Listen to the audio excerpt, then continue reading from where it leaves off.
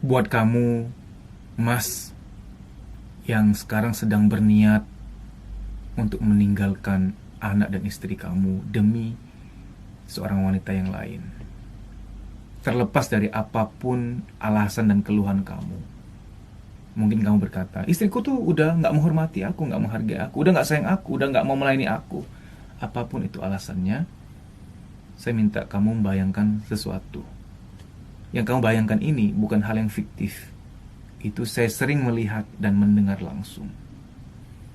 Saya ingin kamu bayangkan ada anak kecil yang masih kanak-kanak ngomong sama ibunya begini, Mama,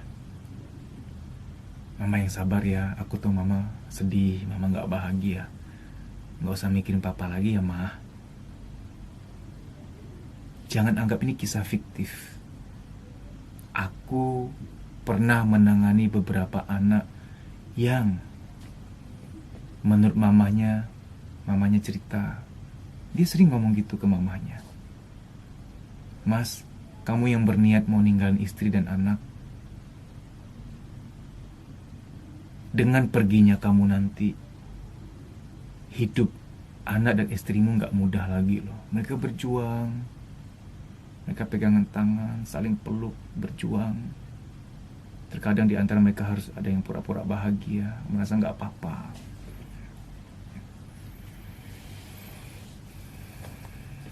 Mas, aku gak ngeguruin, aku tuh ngomong demi anak kamu.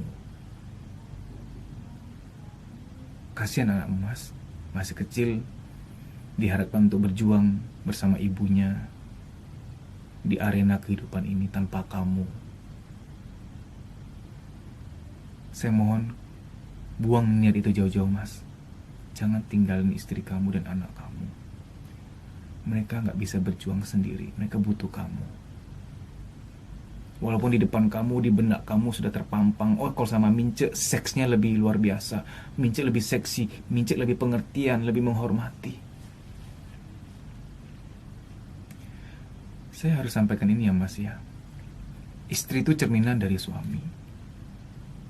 Kalau kamu bilang istri tidak menghargai kamu, tidak menghormati kamu, tidak mau melayani kamu, jangan-jangan kamu yang kurang sayang istri. Karena istri kalau disayang, dihargai, dimengerti, disayangin, diperhatiin, istri akan menghormati suami. Akan dengan sendirinya melayani tanpa perlu disuruh, tanpa perlu dipertanyakan. Kenapa kamu gak layani aku? Gak perlu begitu sebenarnya.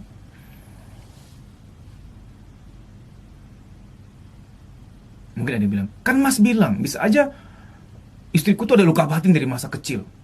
Luka batin sama siapa terus tumpahnya ke aku. Aku capek Mas gini terus. Dia selalu kalau marah-marah berlebihan. Mince lebih mengerti aku. Yakin nanti kalau kamu nikah sama Mince gak ada masalah. Mince juga jangan ada luka batin. Cuman dia lagi jaim, lagi masa promosi sama kamu. Kamu nikah sama Mince juga nanti akan bermasalah. Luka batin dia akan keluar juga. Gini, walaupun istri kamu ada luka batin sama orang tuanya di masa kecil, memang akan tumpah ke kamu. Tapi dengan kamu berjuang, selalu menyayangi, memperhatikan dia, Mas, istri juga ada sungkan-sungkannya loh. Walaupun luka batinnya belum sembuh, kamu tetap menghargai dia, menyayangi, memperhatikan. Lama-lama istri juga bisa ngomong, suamiku tuh baik ya, aku udah segini-gininya marah-marah, emosi, tapi dia tetap sabar. Istri juga ada sungkan-sungkannya. Istri itu bukan gedebok pisang, bukan robot yang gak punya hati. Lama-lama jadi mikir juga, suamiku tuh baik ya, aku udah marah-marahin, aku sering galau, sering menggila, tapi dia tetap sabar gitu, dia tetap menyayangi aku. Sungkan. Berikutnya ketika dia mau marah, mau emosian lagi atau tidak menghargai kamu, ada rasa malu gitu loh. Aku malu malu. Padahal suamiku sayang sama aku. Buatlah istri kamu tuh sungkan sama kamu melalui kasih sayang kamu. Mas, sangat gak mudah. Aku tuh banyak nanganin wanita single parent, wanita yang dulunya lembut ya, feminin, ketika single parent tiba-tiba pangkas rambut jadi lebih maskulin, lebih kelaki-lakian, karena merasa bahwa udah gak punya suami nih, aku juga harus berjuang, harus keras, harus tegas, aku jadi bapak juga buat anakku. Wah, gak boleh itu sebenarnya. Begitu perempuan jadi bapak juga buat anaknya, anaknya terluka, ibunya hilang, bapak juga hilang, karena sampai kapanpun perempuan nggak boleh jadi laki-laki gitu loh, nggak bisa mengambil peran bapak gitu.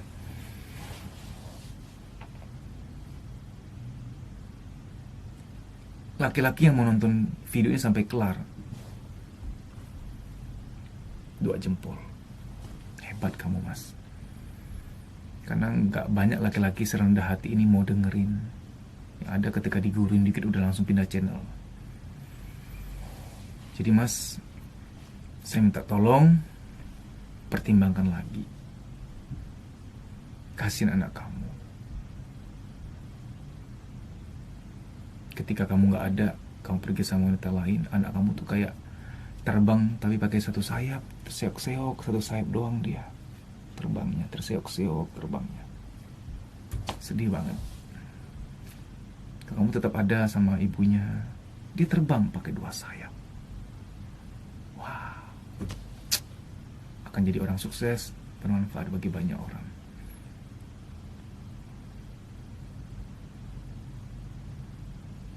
Walaupun ya kamu kembali ke istri kamu, membuang semua niat untuk selingkuh, walaupun mungkin istrimu belum berubah, masih jengkelin.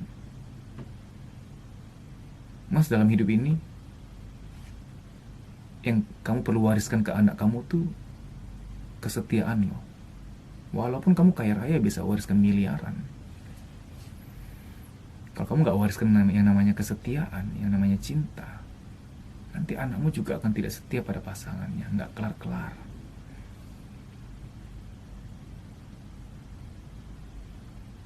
Di masa tua tuh penyesalan yang paling berat adalah menyesali telah mengkhianati keluarga. Itu pahitnya gak terbayar dengan apapun juga. Mungkin ada yang akan komen, lebay ini videonya terlalu lebay, terlalu melankolis. Kamu gak ngerasa sih nanganin wanita-wanita single parent yang bawa anak ini di klinik yang sama, di ruangan ini, persis di ruangan ini. Ini jadi saksi nih, dindingnya jadi saksi bahwa persis di depan dinding ini ada wanita yang nangis, tertekan, anaknya juga. Aduh.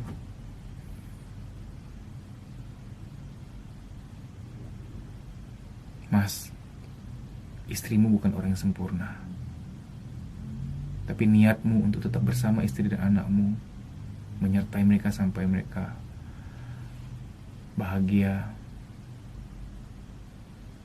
kamu pria sempurna.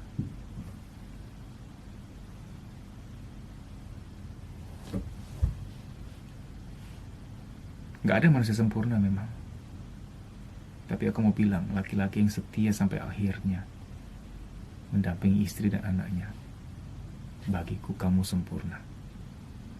Kamu sempurna. Sempurna emang hanya milik Tuhan, tapi aku berpikirnya berbeda. Laki-laki yang sanggup menerima kekurangan semua istrinya, mau tetap menyayangi istrinya apapun itu. Istri udah gak mau melayani lah, istri gak menghormati apapun itu.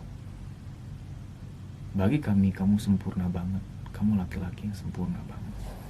Sempurna niatnya untuk berkorban bagi keluarga. Kita tuh kagum sama orang yang berkorban ya. Coba renungkan deh, kita tuh gak kagum sama orang pintar sebenarnya. Kita gak kagum sama orang hebat, status sosial tinggi. Kita gak kagum. Sama orang kaya kita gak terlalu kagum sebenarnya. Tapi begitu kita tahu ada orang yang berkorban buat keluarga, itu langsung nyes gitu.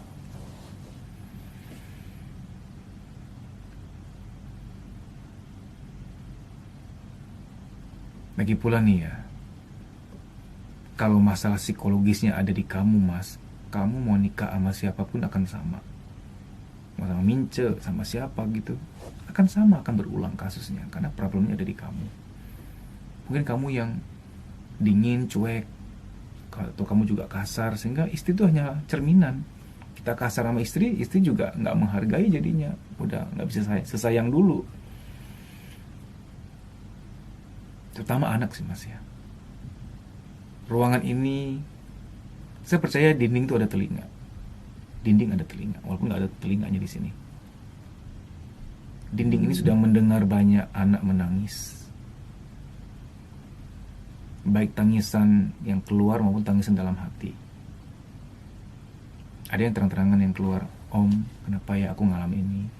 Kadang kalau pulang sekolah lihat teman dijemput papa mama lengkap, aku sedih gitu. Kenapa aku pulang sendiri aja? Malah mama minta tukang ojek langganan untuk jemput aku. Mama gak sempet karena mama harus nyari nafkah gantiin papa. Aku sedih pak, aku sedih om." Ada yang curhatnya gak lalui verbal, dalam hati. Waktu ketemu saya tuh kosong aja mukanya. Ketemu saya tuh kayak gak bawa nyawa, kosong gitu. Saya tahu dia merasa hampa, sedih gitu. Gak terungkap lagi sudah. Saya bukan orang sakti. Bisa jadi video saya gak ada manfaat apa-apa ke kamu. Gak ngefek sama sekali. Kamu tetap akan selingkuh, tetap akan pergi dengan wanita lain. Iya gak apa-apa. Yang penting tugas saya sudah menyampaikan. Saya nggak bikin video ini juga saya kayak berhutang sama Tuhan. Yang sudah bikin ya, semoga ada 1-2 cowok yang cukup rendah hati mau mendengarkan. Anak butuh kamu. Bertahanlah demi anak. Hidup nggak selalu harus bahagia kok. Pernikahanmu bisa jadi nggak bahagia. Bisa jadi pernikahan kamu tuh nggak yang bahagia-bahagia banget. Tapi kamu bertahan demi anak kamu. Tapi kamu benar-benar berjuang demi anak kamu. Jangan terprovokasi teman kamu. Karena saya tahu kadang-kadang kalau curhat soal rumah tangga ke teman akan ngomong gini nih. Sok tahu lagi ngomongnya gini. Ya elah bro, kalau nggak bahagia ngapain dipertahankan? Cari yang bisa hargain kamu. Hidup tuh harus bahagia. Kalau nggak bahagia ngapain dilanjutin? Ngeri banget dogma kayak begitu tuh. Dogma sesat itu. Kok nggak bahagia ngapain dipertahankan? Aduh serem banget. Kok nggak bahagia emang so what gitu loh. Emang gak usah hidup kok nggak bahagia. Lagi pula nih, nggak ada pernikahan yang benar-benar 100% bahagia. Pasti ada lika-likunya, pasti ada masalahnya. Terakhir ya mas, saya bukan cerewet. Kalau kamu tinggalin anak dan istri kamu, kisah hidup mereka, anak dan istri kamu itu kelam. Kasihan mereka. Hari-hari mereka kayak hitam putih gitu loh. Hitam putih gelap. Anakmu sekolah kayak gak bawa nyawa, kayak gak bawa jiwa. Istrimu tuh tiap hari harus pura-pura bahagia. Aku gak lebay mas, aku menangani wajah-wajah itu. Aku masih ingat wajah-wajah wanita yang sedih, yang nangis, yang tertunduk kepalanya. Rekaman-rekaman itu masih ada di sini, di ruangan ini. Ini meja, ini jadi saksinya. Ya, saya bersyukurlah kalau video ini bisa membantu 1, 2, 3 orang pria untuk tetap setia pada keluarganya. Berarti aku ada manfaatnya juga. Gitu ya mas ya. Dimudahkanlah bahagiamu, dilancarkan semua urusanmu. Amin.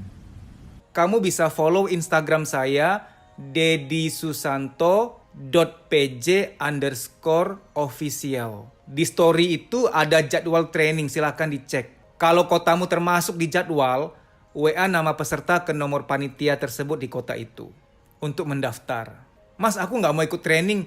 Ya gimana dong? Kita kan mau membaik nih, mau meningkatkan kualitas hidup. Karena jangan-jangan luka-luka batin itulah yang membatasi, menghambat mental kita untuk maju. Sehingga mengalami yang namanya menunda pekerjaan, ragu ngambil keputusan, minder, mood swing, tidak sekreatif dulu lagi, negatif thinking, susah tidur, badan gampang capek, ada nyeri-nyeri nggak jelas di pundak, di perut, di dada, di kepala, dan lain-lain sebagainya, psikosomatik. Psikosomatik adalah, psiko itu jiwa, soma itu badan. Psikosomatik artinya ada beban-beban di jiwa, baik yang terpendam maupun yang disadari, ketika secara akumulatif sudah penuh, dia nitip taruh beban di badan. Ada yang nitip taruh beban di kepala, jadilah migrain, rambut rontok, pelupa, insomnia, pikun dini, dan lain-lain sebagainya. Kalau ketombe karena salah sampo ya, beda jurusan itu. Beruak kakak. Ada orang yang ketika jiwanya sudah penuh, jiwanya itu nitip taruh beban di perut. Jadilah mah, nyeri head berlebihan, nafsu makan tinggi, nafsu makan rendah, dan lain-lain sebagainya. Saya nggak mau sebut nama-nama penyakit lain yang wah ya. Tidak baik menyebut nama-nama penyakit seperti itu karena dapat mensugesti. Saya sebutkan hanya gejala-gejala kesehatan yang sering dialami oleh kita semua, yang ringan-ringan. Time doesn't heal. Waktu tidak menyembuhkan. Kita perlu berusaha untuk memulihkan diri kita. Ada doa, ada usaha. Harus seimbang. Kalau ternyata setelah kamu lihat jadwal di Instagram saya, tidak ada kotamu terdaftar di situ, apa boleh buat kamu ikut training secara pribadi. Ini coaching pribadi. Nanti via WA call dengan saya. Tapi harus daftar dulu. Nah, daftarnya agak beda. DM, Instagram, kuliah psikologi. Daftar di situ DM dulu. Bilang bahwa kamu mau daftar training private, coaching private. Tapi saya harus sampaikan ya, bahwa training publik itu jauh lebih melegakan dibanding terapi personal. Semoga kota kamu termasuk dalam list jadwal training kami. Itu lebih baik. Namun kalau tidak ada dalam jadwal, ya apa boleh buat, ikut coaching private. Baik demikian ya, semoga informasi ini bermanfaat. Terima kasih.